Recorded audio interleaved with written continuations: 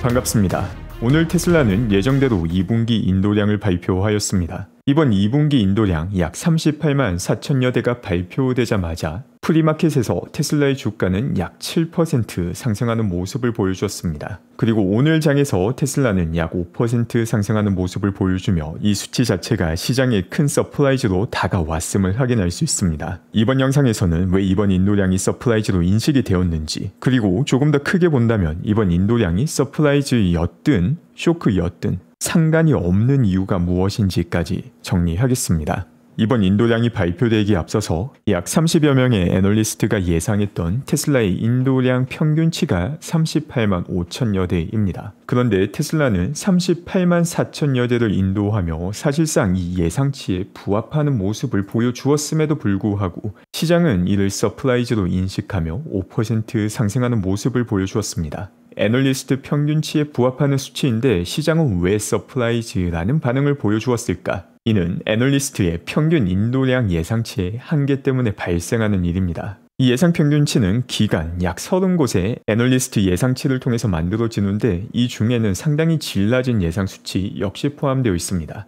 지금까지 확인된 최신 정보를 모두 다 업데이트하지 않고 상당히 오랫동안 업데이트가 되지 않은 수치가 포함되어 있기에 극단적으로 높거나 극단적으로 낮은 수치 역시 포함이 됩니다. 그렇기 때문에 애널리스트의 평균 예상 인도량은 38만 5천여 대였지만 사실상 시장이 정말로 예상하고 있는 인도량 수치는 이보다 훨씬 더 낮았던 것입니다. 이처럼 애널리스트들의 평균 인도량 혹은 평균 EPS에 포함되어 있는 문제점을 감안하여 공식화된 애널리스트 평균치 외에 시장 참가자들이 비공식적으로 기대하는 수치가 위스퍼 넘버입니다. 오늘 시장에서 테슬라 주가의 서프라이즈가 발생한 이유가 테슬라의 실제 인도량이 이 위스퍼 넘버보다 훨씬 더 높았기 때문에 발생하게 된 것입니다. 그런데 사실 이번 인도량 서프라이즈는 전체 그림에서 보게 된다면 그 중요도가 크게 크지 않습니다. 왜 그런지를 알기 위해서는 지금까지 테슬라가 발전해온 방향과 앞으로 나아가게 되는 방향을 확인할 필요가 있습니다. 먼저 테슬라가 상장하고 2013년, 2014년까지는 테슬라가 과연 살아남을 수 있을까, 생존할 수 있을까가 가장 큰 문제였습니다. 그리고 이 생존의 가능성을 높여준 게 테슬라가 정말로 전기차를 생산할 수 있다는 것을 증명한 단계인 테슬라 1.0입니다. 이때는 정말 꿈과 희망의 기업이었죠. 당시에는 소량의 차량만 생산할 수 있었지만 미래에는 전기차를 대량 생산할 수 있다라는 희망 덕분에 당시 주가는 8배에서 10배가 올라가게 됩니다. 그리고 테슬라 2.0을 맞이하게 됩니다. 바로 이 대량 생산의 꿈이 현실로 바뀌게 되며 테슬라의 EPS는 전기차 덕분에 엄청난 점프를 이어나가게 됩니다. 이 단계에서 대부분의 테슬라 EPS는 전기차로 인해서 발생하게 됩니다. 그리고 현재 테슬라는 3.0으로 전환을 시작했습니다. 테슬라 3.0에서는 대부분의 EPS는 AI가 차지하게 되고 지금까지 약 80%의 EPS를 담당하고 있던 전기차의 비중은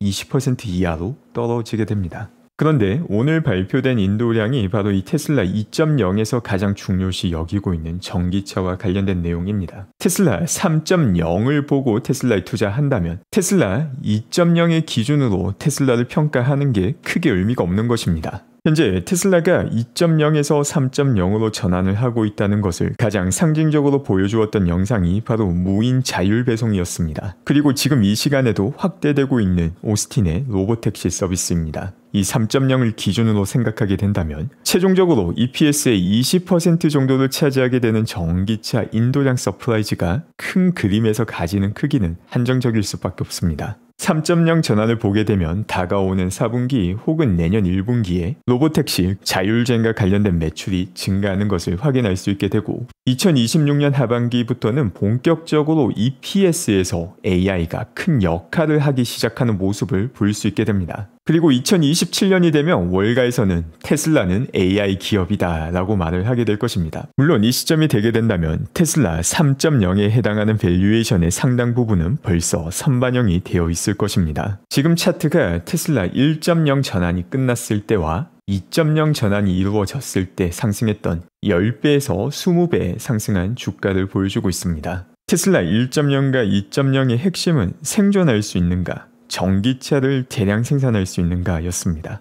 그런데 3.0은 지금 또 확인 가능한 사람이 필요 없는 자율주행이 중심이 됩니다. 사람이 필요 없는 자율주행의 중요도와 파급력은 이전 전환보다 더 작기는 아주 힘들 것입니다. 단기적으로 본다면 이번 인도량이 다행히도 서프라이즈로 확인이 되었고 시장에서도 이를 긍정적으로 받아들였지만 테슬라 3.0을 기준으로 본다면 어차피 20%에 달하는 부분에서 정말 조그만 서프라이즈밖에 되지 않는 것입니다. 그렇기 때문에 이번 인도량이 서프라이즈가 아니라 쇼크였다 하더라도 혹은 다가오는 어닝이 서프라이즈가 아니라 쇼크라 하더라도 테슬라 3.0을 보고 투자하는 사람들에게 가지는 의미는 아주 미미합니다. 서프라이즈라면 다가오는 큰 점프의 정말 작은 부분이 조금 반영이 되는 것이고 쇼크라면 다가오는 큰 점프에 앞서서 더 잘 준비할 수 있다라는 의미밖에 가지지 않는 것입니다. 그리고 이처럼 일론 머스크가 테슬라 1.0, 2.0, 다가오는 3.0 전환을 가능하게 할 수 있는 이유는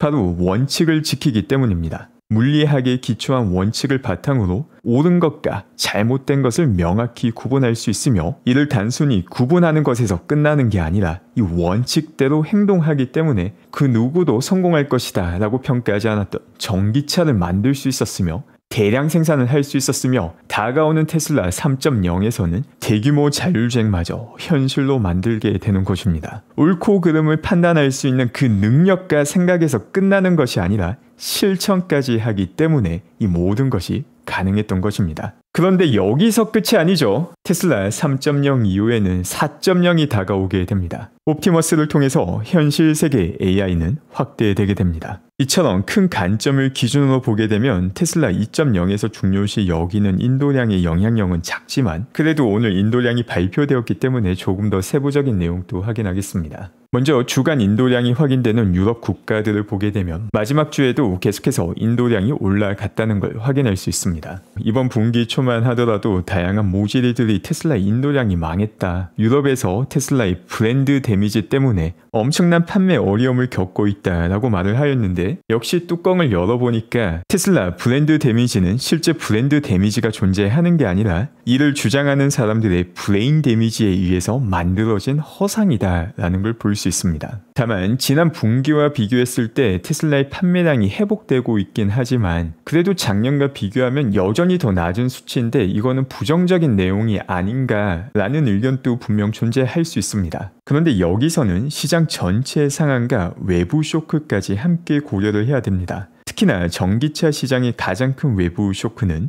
독일에서 보조금 삭제가 되었다라는 것입니다. 그렇기 때문에 테슬라뿐만이 아니라 모든 전기차 브랜드가 독일 판매량 하락으로 유럽 전체 판매량이 하락하는 모습을 보여주었습니다. 그렇기 때문에 테슬라의 경쟁력을 조금 더 객관적으로 평가하기 위해서는 가장 힘든 싸움인 테슬라 대 테슬라의 싸움이 아니라 테슬라 대 다른 자동차 제조업체들을 비교할 필요가 있습니다. 이를 비교해보면 다양한 유럽 국가에서 테슬라 모델 Y가 여전히 가장 많이 팔리는 차량이다 라는 점을 확인할 수 있습니다. 또한 동시에 포드나 리비안 같은 경우 작년과 비교했을 때 지금까지 판매량이 31.4%, 22.7% 감소하는 모습 역시 확인할 수 있습니다. 이처럼 다양한 기업의 전기차 판매량이 감소하는 이유 자체가 아직까지는 전기차의 구매 가격이 내연차와 비교하면 그 시작가가 조금 높은 상황이기 때문입니다. 또한 전반적인 경제 상황 역시 크게 좋다라고 평가할 수 없는 상황이기 때문에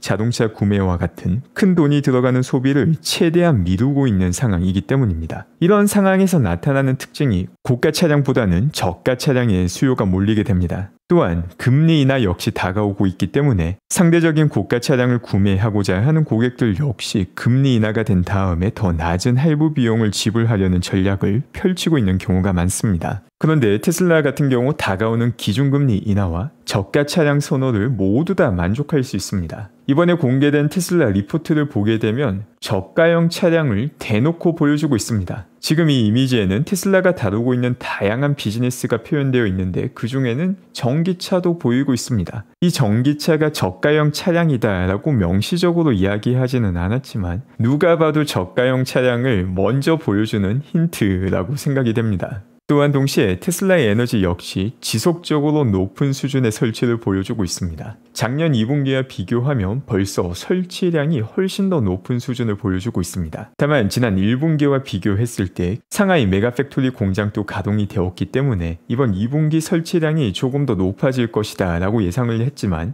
지난 1분기와 비슷한 수준이 확인이 되었습니다. 테슬라 에너지 부분 설치량의 점프가 다시 시작되는 부분에서 조금의 차이가 있을 수는 있지만 생산량 자체가 늘어났으며 에너지 저장 장치에 대한 수요가 전 세계적으로 높은 상황임을 고려하게 되면 이는 한두 분기 타이밍의 차이이지 크게 올라가게 되는 에너지 저장 장치 설치는 여전히 예정되어 있는 미래입니다. 또한 동시에 테슬라는 산업용으로 사용되는 메가팩뿐만이 아니라 일반 가정집에서 사용할 수 있는 파워월에 대한 공급 역시 빠른 속도로 키워나가고 있습니다. 그리고 가장 중요한 건 테슬라 3.0입니다. 오늘 테슬라 공식 계정에서 올린 글입니다. 언젠가 아이들은 부모님들에게 물을 것입니다. 운전대가 뭔가요? 이는 마치 요즘 아이들이 비디오가 뭔지 묻는 것과 똑같은 일입니다. 테슬라 3.0이 다가오고 있다는 사실은 너무나 명확하지만 이를 제대로 보지 못하는 사람들도 많습니다. 옛날 어른들은 호환마마, 전쟁 등이 가장 무서운 재앙이었으나 현대의 어른들은 무분별한 불량 페이크 뉴스를 시청함으로써 NPC가 되는 무서운 결과를 초래하게 됩니다. 이런 페이크 뉴스에 휘둘리지 않게 된다면 미래의 운전대가 비디오와 같은 결말을 맞이하게 될 것이다 라는 걸 보실 수 있게 될 것이라 믿습니다. 또한 동시에 테슬라 3.0을 주도하게 되는 로보택시, 현재 오스틴에서 일반 시민들에게도 초대장이 확대되고 있습니다. 오늘도 함께 해주신 분들 감사드리며 건강한 하루 되시기 바랍니다.